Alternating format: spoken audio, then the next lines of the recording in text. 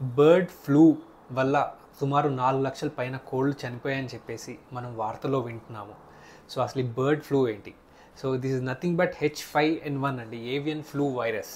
So ఈ viral infection వల్ల పక్షులకి ఇన్ఫెక్షన్ స్ప్రెడ్ అయ్యి అవి చనిపోవడం అనేది జరుగుతుంది. సో మనుషులకి రావచ్చా అంటే ఎస్, ఇది మనుషులకు కూడా స్ప్రెడ్ అవ్వచ్చు.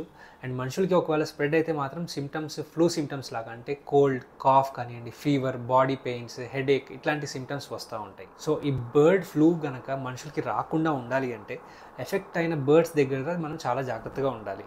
ఎస్పెషల్లీ మనం ఆ బర్డ్స్ని టచ్ చేస్తున్నాము, అవి ఉన్న ఏరియాస్కి వెళ్తున్నామంటే ఖచ్చితంగా హ్యాండ్ శానిటైజ్ చేసుకోవటము, మాస్క్ పెట్టుకోవటం ఇట్లాంటివన్నీ చేయాలి.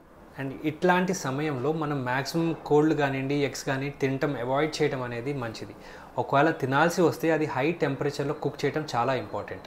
సుమారు 175 degrees Fahrenheitలో కుక్ చేస్తే ఖచ్చితంగా ఈ ఏవియన్ ఫ్లూ వైరస్ అనేది ఆ టెంపరేచర్లో సర్వైవ్ అవ్వదు. అండ్ ఆల్సో ఇది కుక్ చేసిన యుటెన్సిల్స్ కానివ్వండి, సర్ఫేసెస్ కానివ్వండి, ఎక్కడైతే రా మీట్ టచ్ అయి ఉందో ఈ సర్ఫేసెస్ అన్నీ కూడా చాలా నీట్గా క్లీన్ చేసుకోవాలి, శానిటైజ్ చేసుకోవాలి. సో మ్యాక్సిమం ఈ ఏవియన్ ఫ్లూ ఉన్నప్పుడు చికెన్ తినటం అవాయిడ్ చేయండి. ఒకవేళ లేదు కంపల్సరీ తినాల్సి వస్తే ఆ చికెన్ కుక్ చేసే విధానం కానివ్వండి, తీసుకునే జాగ్రత్తలు కానివ్వండి, ఇవన్నీ ఖచ్చితంగా పాటించండి.